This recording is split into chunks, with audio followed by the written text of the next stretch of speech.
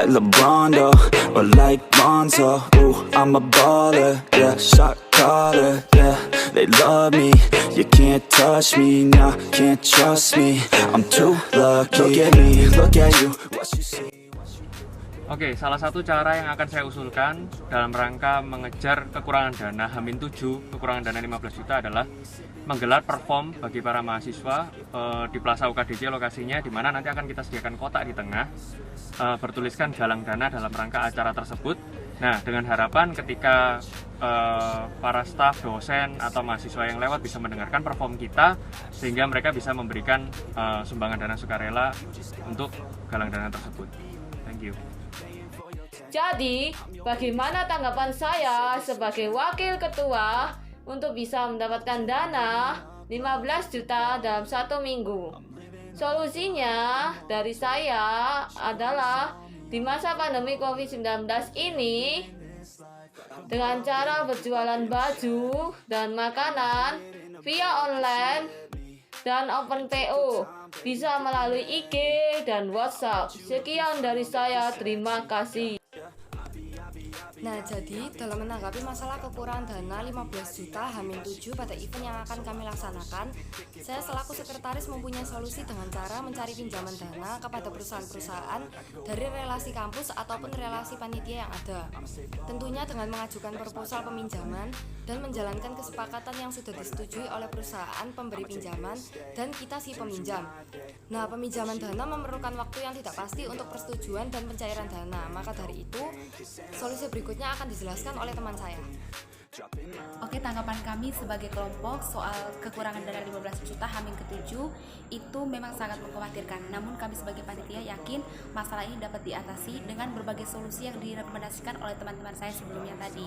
Dan saya sendiri akan merekomendasikan solusi mencari sponsor dari berbagai pihak, yaitu dari Smartpen, kemudian Cleo, dan juga IM3, maupun dari para donatur yang memiliki relasi baik dengan para dosen UKDC maupun kami sebagai panitia untuk menyelesaikan masalah ini dengan baik. Terima kasih. Tindakan yang akan kami lakukan jika pada H-7 acara masih memerlukan dana sebesar 15 juta ialah dengan mencoba melakukan semua saran yang telah teman-teman saya jelaskan. Selain itu, saya selaku bendahara mempunyai saran dengan mengerahkan seluruh dosen fakultas, juga para alumni untuk ikut ambil bagian membantu acara kami dengan cara menyumbangkan sedikit dana agar dana yang kami butuhkan dapat tertutup. Terima kasih.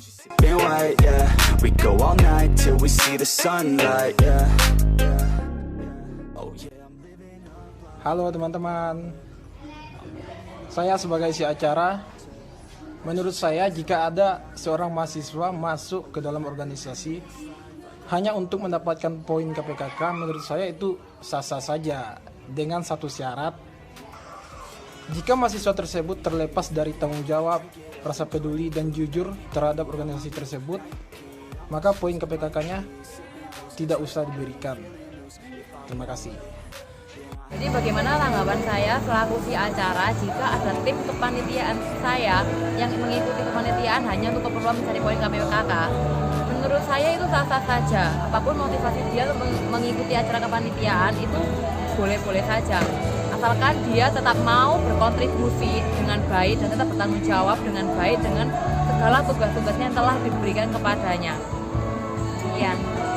Tanggapan saya selaku si acara jika ada salah satu anggota tim panitia yang mengikuti kepanitiaan hanya karena mencari poin KPKK, menurut saya boleh saja ikut panitia karena mencari poin, asalkan dia tetap bertanggung jawab dalam melaksanakan tugas dan kewajibannya. Jadi tidak hanya numpang nama tapi tidak bekerja di dalam kepanitiaan. Menurut saya, apabila ada anggota organisasi yang bergabung hanya karena berpatok pada KPKK, menurut saya itu sah-sah saja. Karena yang terpenting itu ia bertanggung jawab dalam melaksanakan tugasnya dan berkontribusi baik dalam organisasi tersebut.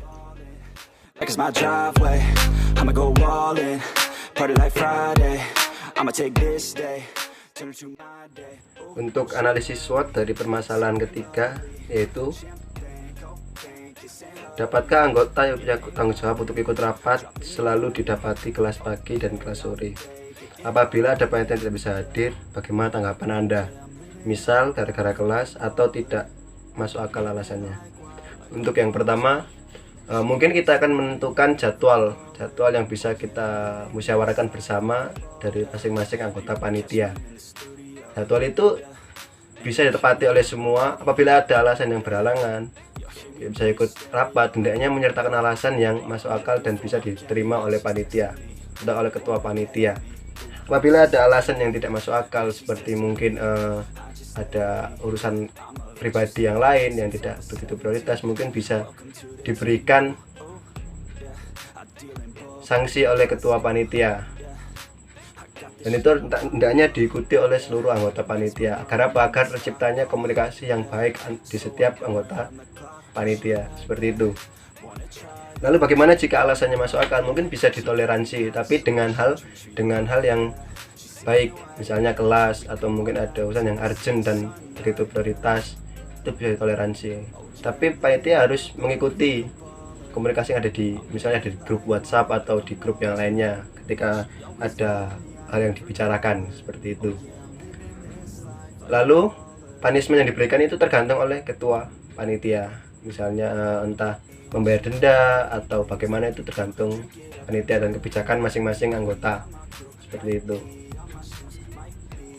Lalu yang terpenting adalah bagaimana setiap panitia bisa bertanggung jawab atas tugas-tugas yang telah diberikan oleh ketua panitia yang sesuai dengan job desk-nya, seperti itu. Jadi misalkan si A nggak bisa ikut, tapi si A harus bertanggung jawab atas apa yang ditugaskan untuknya. Jadi tugas-tugasnya itu tetap terlaksana dengan baik dan benar, seperti itu. Jadi harus terus mengkomunikasikan dengan anggota yang lain dan juga dengan ketua.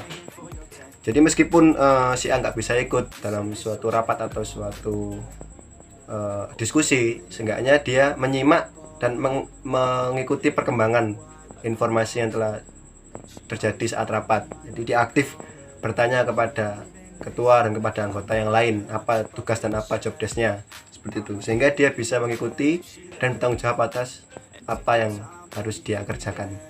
Sekian dan terima kasih. Tanggapan saya selaku Sidana, jika ada teman-teman panitia yang tidak mengikuti rapat dengan alasan yang tidak masuk akal ataupun ada mengikuti kelas, entah itu di pagi hari maupun sore, mungkin nanti dari panitia akan memastikan lagi alasannya bagi yang mengikuti kelas, dan mungkin untuk yang tidak masuk akal itu akan diberikan punishment berupa denda, supaya menjadi efek jerah dan rapat selanjutnya bisa diikuti dan proker yang akan dilaksanakan dapat berjalan dengan lancar. Terima kasih.